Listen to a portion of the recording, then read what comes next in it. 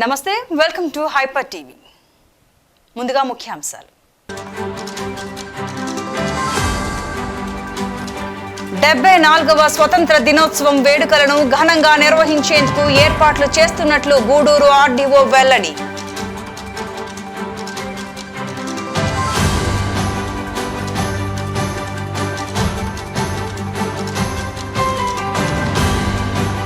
వాహనాలు నడిపే డ్రైవర్లు అప్రమత్తంగా ఉండాలని గూడూరు ఆర్డీఓ రవీంద్ర వెల్లడి. ఆర్డీఓ కార్యాలయంలో జాతీయ రహదారి భద్రతా వారోత్సవాల్లో భాగంగా డ్రైవర్లకు అవగాహన.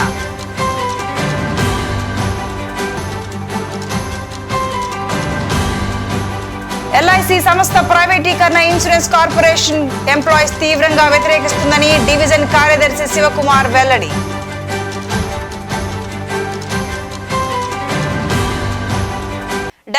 వ గణతంత్ర దినోత్సవ వేడుకలను ఘనంగా నిర్వహించేందుకు ఏర్పాట్లు చేస్తున్నట్లు గూడూరు ఆర్డీఓ కిరణ్ కుమార్ తెలిపారు. గురువారం గూడూరు పట్టణంలోని సబ్ కలెక్టర్ కార్యాలయంలో అధికారులతో ఆర్డీఓ కిరణ్ కుమార్ సమావేశం నిర్వహించారు.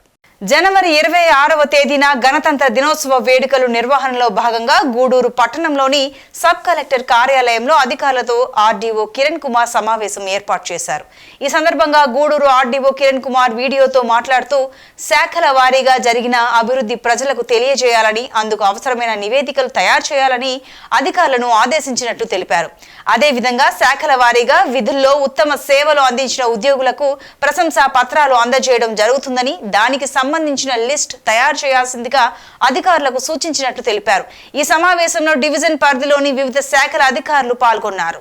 74వ గణతంత్ర దినోత్సవ వేడుకలు నిర్వహించడానికి డివిజన్ యంత్రాంగంలో ఉన్న అందరూ డిపార్ట్మెంట్స్ హెడ్స్ వాళ్ళు మన మండల వారీగా వారి శాఖల్లో ఉత్తమ ప్రతిభ కనపరిచిన అధికారులకి మరియు ఈ ఏర్పాట్లను ఒక్కొక్క డిపార్ట్మెంట్ ఏ విధంగా ఏర్పాటు చేయాలి, ఏ విధంగా పర్యవేక్షించాలి మరియు ఆ డిపార్ట్మెంట్స్ నుంచి ఉత్తమ సేవలు అందించిన వారికి ప్రశంసా పత్రాలను ఇస్తూ ఆ డిపార్ట్మెంట్ల యొక్క డెవలప్మెంట్ అంటే ఈ సంవత్సరంలో చేసిన అభివృద్ధి కార్యక్రమాలన్నింటినీ కూడా వాటికి సాధించిన విజయాలన్నింటినీ కూడా మనకు రిపబ్లిక్ గణతంత్ర దినోత్సవ వేడుకల్లో చెప్పడం జరుగుతుంది. దీనికి డివిజన్ లెవెల్ స్థాయి అధికారులు మరియు పోలీసు శాఖ, ఆ ఏర్పాట్లు అగ్నిమాపక శాఖ, మున్సిపల్ శాఖ అన్ని శాఖల యొక్క సమన్వయంతో 74వ గణతంత్ర దినోత్సవ వేడుకలను విజయవంతం చేయడానికి ఈ మీటింగ్ కండక్ట్ చేయడం జరిగింది. వాహనాలు నడిపే డ్రైవర్లు అప్రమత్తంగా ఉండాలని గూడూరు ఆర్టీఓ రవీంద్రనాథ్ అన్నారు.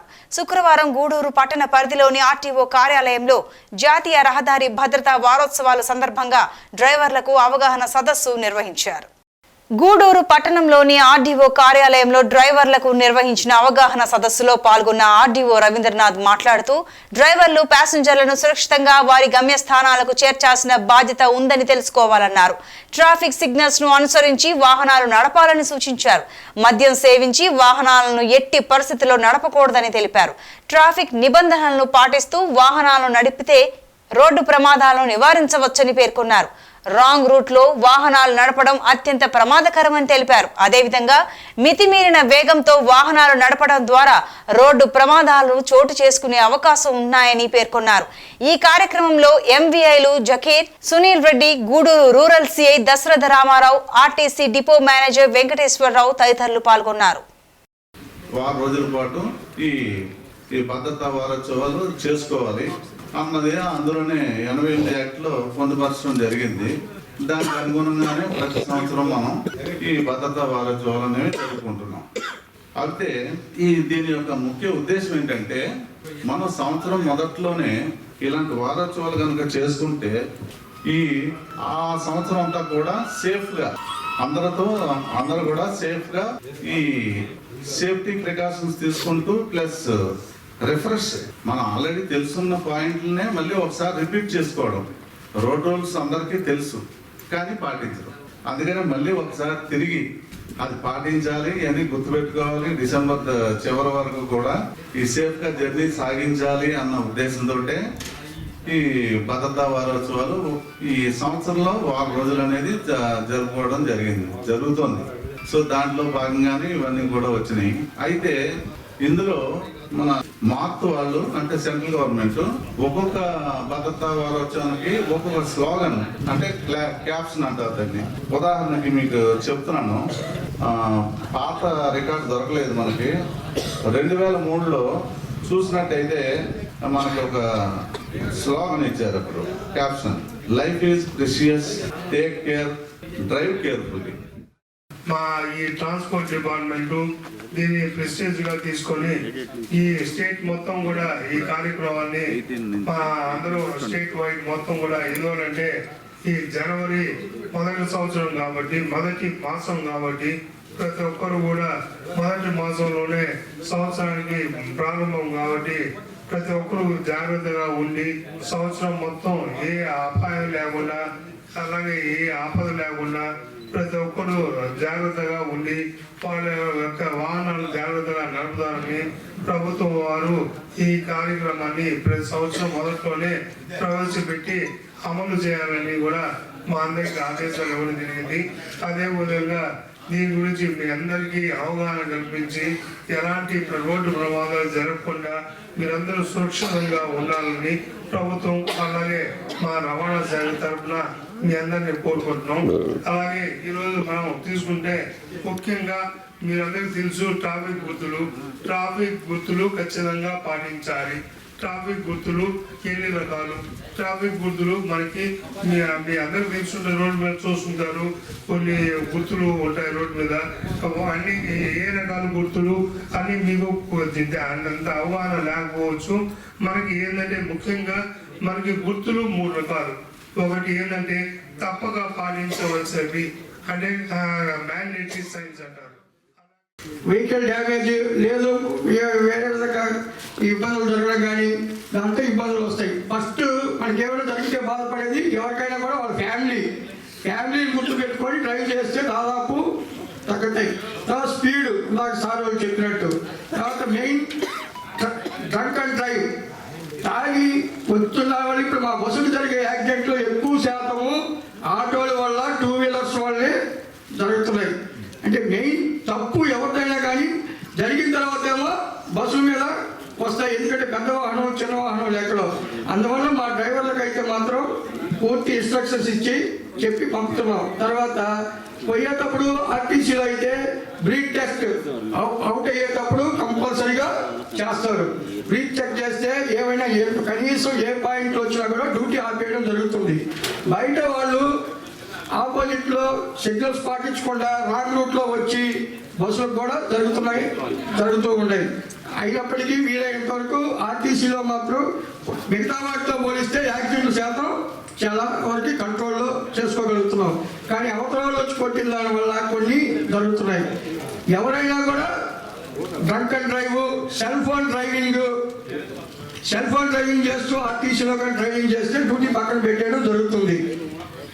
మిగతా వాళ్ళు స్కూటర్లకు పెట్టుకొని వస్తూ మా బస్సులకు కూడా తగ్గుతున్నాయి. ఎవరికైనా కానీ తగ్గిన తర్వాత ఒకరు ఫ్యామిలీ ఇబ్బంది పడితే ఒకరు డ్యూటీలో ఇబ్బంది వస్తుంది. యాక్సిడెంట్ జరిగిన తర్వాత ఇబ్బంది లేకుండా ఎవరికి ఉండదు. ఓవర్లోడింగ్ తీసుకెళ్తా ఉన్నారు విపరీతంగా. హైవేలో ఒక ఆటో ఆపితే 12-15 మంది ఉంటారు.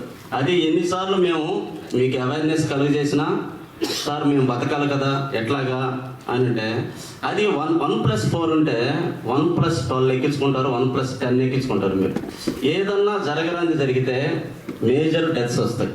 కనీసం 2, 3, 4, 5 అట్లాంటివి జరిగినవి కూడా గతంలో ఉంటాయి, మీ అందరికీ తెలుసు.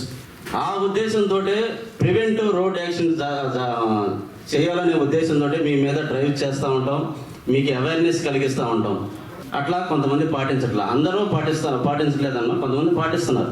అదేవిధంగా సైడ్ సిట్టింగ్, డ్రైవర్ పక్కన అటు ఇటు ఇద్దరు కూర్చొని ఉంటారు. అవునా కదా? ఏముందలే ఈ కొంచెం దూరంలో వెళ్దాంలే ఏం కాదు అనుకుని ఎక్కించుకుంటారు. ఒక్కోసారి స్టీరింగ్ తిరగదు, పక్కనే కూర్చుంటే ఇట్లా నడపాల్సి వస్తుంది. అలాంటి ప్రమాదాలు ఇవన్నీ కూడా మీరు తూచా తప్పకుండా యాజ్ పర్ ఎంఏక్ట్ రూల్స్ ప్రకారం పాటించి ముందు మెయిన్గా డ్రైవర్ పక్కన అటు ఇటు కూర్చోబెట్టుకోబాకండి. ఎందుకంటే మీరు అలర్ట్గా ఉంటారు, తద్వారా సేఫ్ డ్రైవింగ్ ఉంటుంది. గూడూరు మండల పరిధిలో రీసర్వే కార్యక్రమం పూర్తి అయిన 4 గ్రామాల్లో సాదా బైనమా కార్యక్రమం ద్వారా రిజిస్ట్రేషన్ చేసుకోకుండా అగ్రిమెంట్ ద్వారా కొనుగోలు చేసి ఉన్న వ్యవసాయ భూములను క్రమబద్ధీకరించేందుకు ఈ నెల 21 మరియు 23వ తేదీలో గ్రామ సభలు నిర్వహిస్తున్నట్లు గూడూరు మండల తహసీల్దార్ లీలారాణి తెలిపారు. శుక్రవారం గూడూరు పట్టణంలోని తహసీల్దార్ కార్యాలయంలో మీడియా సమావేశం నిర్వహించి వివరాలు వెల్లడించారు. గూడూరు మండల తహసీల్దార్ కార్యాలయంలో గూడూరు తహసీల్దార్ లీలారాణి మీడియాతో మాట్లాడుతూ రాష్ట్ర ప్రభుత్వం ఎంతో ప్రతిష్టాత్మకంగా చేపట్టిన సాదా బైనమా కార్యక్రమం విజయవంతంగా నిర్వహించేందుకు చర్యలు చేపట్టామని, ఈ క్రమంలో మండల పరిధిలో రీసర్వే కార్యక్రమం పూర్తి చేసుకున్న 4 గ్రామాల్లో కేవలం అగ్రిమెంట్ ద్వారా భూములు కొనుగోలు చేసి ఉన్న రైతులు సాదా బైనమాలో దరఖాస్తు చేసుకుని ఉన్న రైతులకు సంబంధించిన భూములను క్రమబద్ధీకరించేందుకు గ్రామ సభలు ఏర్పాటు చేశామని, ఈ గ్రామ సభల్లో జాయింట్ కలెక్టర్ పాల్గొని చిన్న రైతులకు ఎటువంటి స్టాంప్ డ్యూటీ చెల్లించకుండా ఉచితంగా భూములు రిజిస్ట్రేషన్ ప్రక్రియ పూర్తి చేయడం జరుగుతుందని, కావున దరఖాస్తు చేసుకున్న రైతులు తప్పనిసరిగా గ్రామ సభలకు హాజరు కావాలని కోరారు. ఈ క్రమంలో దరఖాస్తు చేసుకున్న రైతులకు నోటీసులు జారీ చేయడం జరిగిందని తెలిపారు. మనకి రాష్ట్ర ప్రభుత్వం ప్రతిష్టాత్మకంగా చేపట్టిన కార్యక్రమం జగనన్న శాశ్వత భూ హక్కు భూరక్ష పథకము. దీని క్రింద మరి గూడూరు మండలం తీసుకుంటే ఇందులో ఇప్పటివరకు 8 రెవెన్యూ గ్రామాల్లో రీసర్వే కార్యక్రమం పూర్తి చేయడం జరిగింది. దీనిలో 4 గ్రామాలకు సంబంధించి అగ్రిమెంట్ల మీద ఎవరైతే కొనుగోలు చేసుకుని ఉన్నారో గతంలో వాళ్ళకి మరి రెగ్యులరైజ్ చేయడానికి మొన్నటి వరకు కూడా అవకాశం లేకపోయింది. ఇవన్నీ కూడా సమస్యలు మరి రైతులు ఫేస్ చేస్తున్నారని చెప్పిన మీదట ప్రభుత్వం వారు అగ్రిమెంట్ల మీద నవంబర్ 2021 లోపల అంతకుముందు ఎవరైతే కొనుగోలు చేసుకొని ఉన్నారో భూములు వాళ్ళందరికీ కూడా రెగ్యులరైజ్ చేయడానికి అంటే క్రమబద్ధీకరించుకోవడానికి అవకాశం ఇచ్చారు. అందులో మరి చిన్నకారు రైతులు ఎవరైతే ఉన్నారో వాళ్ళకి స్టాంప్ డ్యూటీ ఏమీ చెల్లించకుండానే మరి రిజిస్టరేషన్ చేయడం జరుగుతుంది. ఆ పైన కనుక ఎవరైనా కొనుగోలు చేసుకొని ఉంటే వాళ్ళకి మాత్రము మరి సబ్ రిజిస్ట్రార్ వాళ్ళ వాల్యూ ప్రకారము స్టాంప్ డ్యూటీ పే చేసి రెగ్యులరైజ్ చేయడం జరుగుతుంది. మరి దీనికి గాను రీసర్వే కార్యక్రమం పూర్తయిన గ్రామాలు ఏవైతే ఉన్నాయో పాలచెర్ల, చెమిర్తి, ఎన్ఎస్ కండ్రిగా ఈ గ్రామాల్లో సాదా బైనమాలు అంటే అగ్రిమెంట్ల మీద కొనుగోలు చేసుకున్న రైతులు పాలచెర్లలో 98 మంది ఉన్నారు. తర్వాత చెమిర్తి గ్రామంలో 75 మందిని గుర్తించడం జరిగింది. వీళ్ళందరికీ కూడా నోటీసులు కూడా జారీ చేశాము. గౌరవ మన జిల్లా కలెక్టర్ గారు, జాయింట్ కలెక్టర్ గారు, రెవెన్యూ డివిజనల్ అధికారి గూడూరు వారి ఆదేశాల మేరకు 21, 23 జనవరి 21, 23 2 తేదీల్లో కూడా ఆయా గ్రామాల్లోనే గ్రామ సభలు నిర్వహించడం జరుగుతుంది. ముందుగా రేపు 21వ తేదీ పాలచెర్ల గ్రామంలో ఈ సాదా బైనమాలకు సంబంధించి కొనుగోలు చేసుకున్న రైతులందరికీ కూడా ఆ గ్రామంలోనే గ్రామ సభ కండక్ట్ చేస్తున్నాము. దీనికి స్పెషల్ ఆఫీసర్ని కూడా జాయింట్ కలెక్టర్ గారు నియమించడం జరిగింది. ఆ స్పెషల్ ఆఫీసర్ గారి ఆధ్వర్యంలో మరి గ్రామ సభ జరుగుతుంది.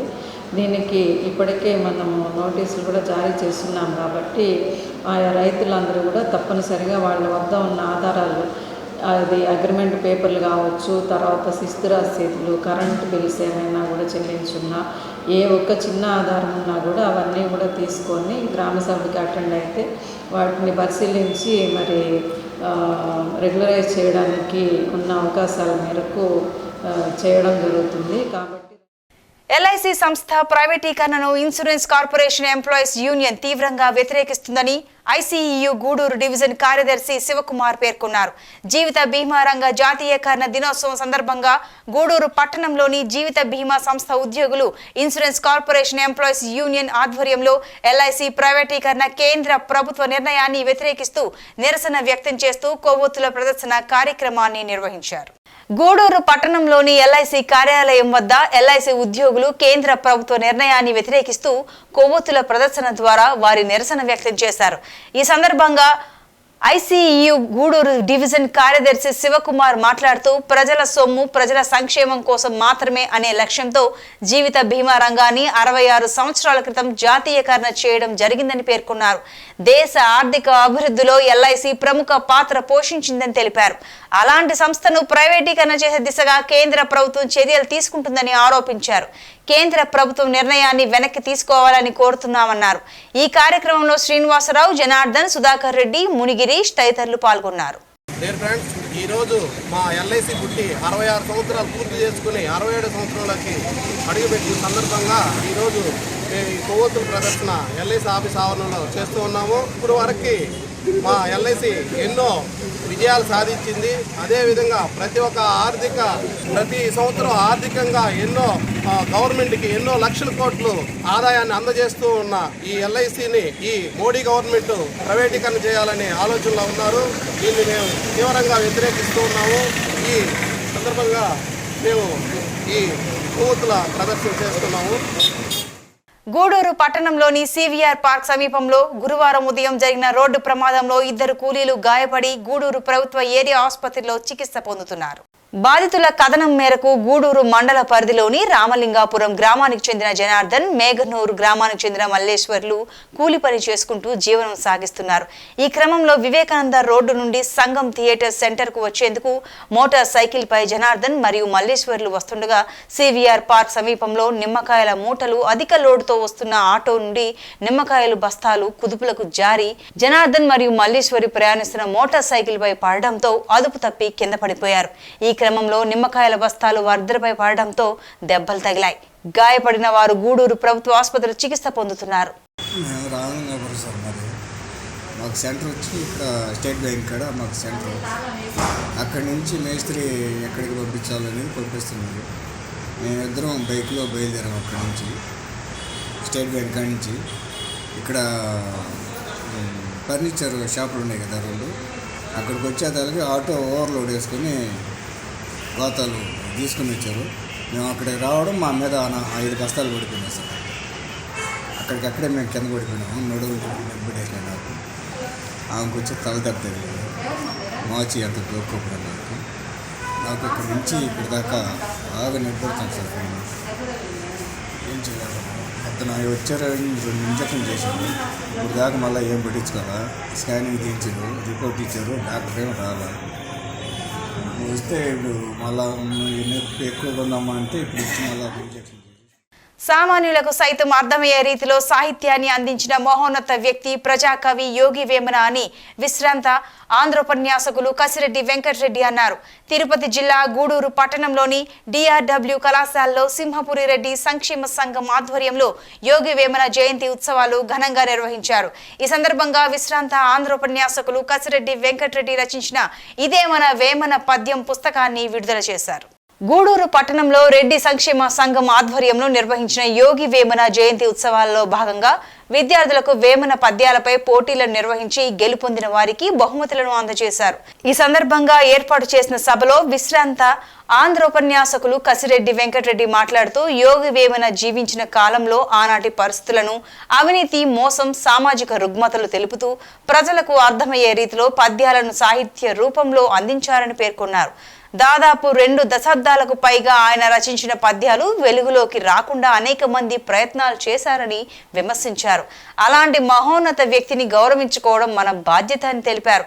ఈ కార్యక్రమంలో ప్రాచీన తెలుగు అధ్యయన కేంద్రం డైరెక్టర్ సంపత్, కేంద్రీయ విశ్వవిద్యాలయం ప్రొఫెసర్ దేవారెడ్డి విజయలక్ష్మి, డాక్టర్ జనార్దన్ రెడ్డి, దశరథ రామిరెడ్డి, ప్రజేందర్ రెడ్డి, ధనుంజయ రెడ్డి, హనుమంతరావు, విద్యార్థులు తదితరులు పాల్గొన్నారు. తెలుగు సాహిత్యంలో వేమన తప్ప ఇంకొకరు లేరు. నా రచనా వ్యాసంగాన్ని గురించి ఆమె తెలుసుకున్న తర్వాత ఇది వేమన పద్యం, దీనికి పేరు పెట్టడంలోనే కొంత విశిష్టత ఉందండి. ఇది శతకం కాదు. శతకం అంటే అది 100కో లేకపోతే 110కో 118కో పరిమితంగా ఉంటుంది. వేమన శతకంగా రాయలేదండి. రాయలసీమ పర్యటనలో ఆయనకు ఆయా ప్రాంతాలలో సంచారం చేసినప్పుడు జనసామాన్యంలో ఎలాంటి అభిప్రాయాలు ఉన్నాయి, ఎలాంటి పోకడలు ఉన్నాయి, ఎంత అవినీతి తారస్థాయిలో ఉన్నది అని పరిశీలించి ఒక సన్యాసిగా అలతి తేట తెలుగు పదాలలో కవిత్వాన్ని పండించినాడు. ఆ పదాలకు అర్థాలక్కరలేదు, ఆ భావాలకు విశదీకరించవలసినటువంటి తాత్పర్యాలేవి లేవు. సునాయాసంగా మనకు అర్థమైపోయేటటువంటి సాహిత్యం అది. అటువంటి రామలింగారెడ్డి గారు 1935లో విజయవాడలో ఒక అధ్యక్షోపన్యాసం చేస్తూ మాట చెప్పారు. వారు ఆంధ్రప్రదేశ్ విద్యుత్ నియంత్రణ మండలి ఆధ్వర్యంలో 2023-24 సంవత్సరానికి విద్యుత్ ఛార్జీల పెంపుపై 3 రోజుల పాటు వీడియో కాన్ఫరెన్స్ ద్వారా ప్రజాభిప్రాయ సేకరణ జరుగుతుందని, ప్రజలు వారి అభిప్రాయాలను తెలియజేయాలని గూడూరు ఎలక్ట్రికల్ ఈఈ ఇస్మాయిల్ అహ్మద్ కోరారు. గూడూరు పట్టణ సమీపంలోని గోగినేనిపురంలో ఉన్న డివిజనల్ ఎలక్ట్రిసిటీ కార్యాలయంలో ఆంధ్రప్రదేశ్ విద్యుత్ నియంత్రణ మండలి వీడియో కాన్ఫరెన్స్ నిర్వహించారు. విద్యుత్ శాఖ అధికారులు, సిబ్బంది పాల్గొన్నారు. ఈఈ ఇస్మాయిల్ అహ్మద్ మాట్లాడుతూ 2023-24 సంవత్సరానికి విద్యుత్ టారిఫ్ రేట్లపై వీడియో కాన్ఫరెన్స్ ద్వారా రాష్ట్ర వ్యాప్తంగా ప్రజాభిప్రాయ సేకరణ 21వ తేదీ వరకు జరుగుతుందని తెలిపారు.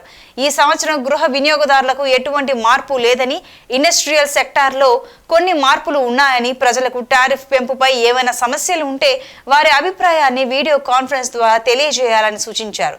ఈ కార్యక్రమంలో ఏడీ ప్రసాద్, శ్రీనివాసులు, దామోదర్, ఏఈఈ ధనలక్ష్మి, సిబ్బంది పాల్గొన్నారు. ఆంధ్రప్రదేశ్ విద్యుత్ నియంత్రణ మండలి ఏపీఆర్సి మన టారిఫ్ కండిషన్స్ని, టారిఫ్ మార్పు చేసే సందర్భంలో 3 రోజుల పాటు 19వ తేదీ, 20వ తేదీ మరియు 21వ తేదీ రాష్ట్ర వ్యాప్తంగా బహిరంగ ప్రజాభిప్రాయ సేకరణ అనేది తీసుకోవడం జరుగుతుంది. దాంట్లో భాగంగానే గూడూరు డివిజన్ ఆఫీస్ కార్యాలయం ముందు వీడియో కాన్ఫరెన్సింగ్ ద్వారా ప్రజాభిప్రాయ సేకరణ అనేది జరుగుతుంది. దీంట్లో ఈ విద్యుత్ ఛార్జీలు పెంపుదలని ఏదన్నా మనం చెప్పగలిగిన మాటలు ఏదైనా చెప్పాల్సి వస్తే, ఏదన్నా పాయింట్స్ వాళ్ళకి చెప్పి మనం తగు చర్యలు వాళ్ళు తీసుకునే విధంగా మనం వాళ్ళ యొక్క అభిప్రాయాన్ని మనం మార్చేదానికి వీలవుతుంది. పాల్గొంటున్నారు రాష్ట్ర వ్యాప్తంగా చాలామంది ప్రజా సంఘాల నాయకులు వాళ్ళు పాల్గొని వాళ్ళ అభిప్రాయాలు ఈ టారిఫ్ హైక్ సందర్భంగా తెలియజేస్తున్నారు. ముఖ్యంగా 3 డిస్కమ్స్ టారిఫ్ని మేజర్ టారిఫ్ చేంజెస్ ఏమీ లేవని చెప్పినారు. ఈ సంవత్సరం ఏదో కొన్ని ఇండస్ట్రీస్కి ఫెర్రోలైస్ ఒక ఇండస్ట్రీ, తర్వాత ఇంకేదో చాలా తక్కువ చేంజెస్ ఉన్నాయని చెప్పని ఈ సందర్భంగా తెలియజేస్తున్నారు. ఈ 3 రోజుల బహిరంగ విచారణ పూర్తయిన తర్వాత ఏపీఆర్సి వాళ్ళు విద్యుత్ ఛార్జీల మీద తుది నిర్ణయం తీసుకుంటారని చెప్పని ఈ సందర్భంగా తెలియజేస్తా ఉన్నాం. ప్రజల మీద భారం పడకుండానే చూస్తామని చెప్పని పెద్దలు తెలియజేసినారు. కాబట్టి ఈ సందర్భంగా మనకు భారం ఉండదు, ఈ ప్రజల మీద ఆర్థిక భారం ఉండదు, సామాన్య జనుల మీద భారం ఉండదని చెప్పని ఆశిస్తున్నాం. గూడూరు మండలం తిప్పవరప్పాడు గ్రామంలో ఏడాది పండుగ సందర్భంగా గ్రామదేవత కట్టాలమ్మ అమ్మవారి గ్రామోత్సవం వైభవంగా నిర్వహించారు. పలు రకాల పుష్పాలతో సింహ వాహనంపై కొలువుదీరిన అమ్మవారు భక్తులకు దర్శనమిచ్చారు. తప్పెట్లు, విచిత్ర వేషధారణ ప్రత్యేక ఆకర్షణగా నిలిచాయి. భక్తులు అమ్మవారికి మొక్కులు చెల్లించుకుని తీర్థ ప్రసాదాలు స్వీకరించారు.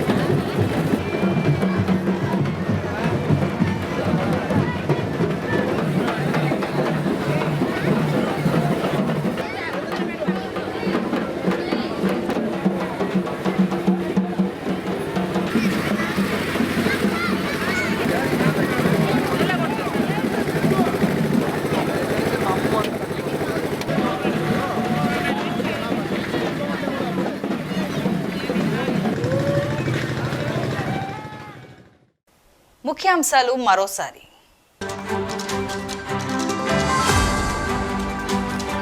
డెబ్బై 4వ స్వతంత్ర దినోత్సవం వేడుకలను ఘనంగా నిర్వహించేందుకు ఏర్పాట్లు చేస్తున్నట్లు గూడూరు ఆర్డీఓ వెల్లడి.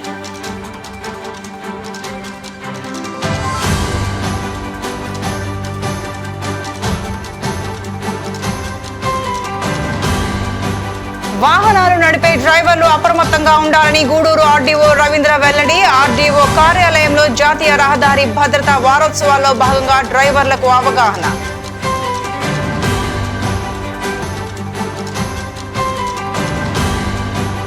ఎల్ఐసి సంస్థ ప్రైవేటీకరణ ఇన్సూరెన్స్ కార్పొరేషన్ ఎంప్లాయీస్ తీవ్రంగా వ్యతిరేకిస్తుందని డివిజన్ కార్యదర్శి శివకుమార్ వెల్లడి.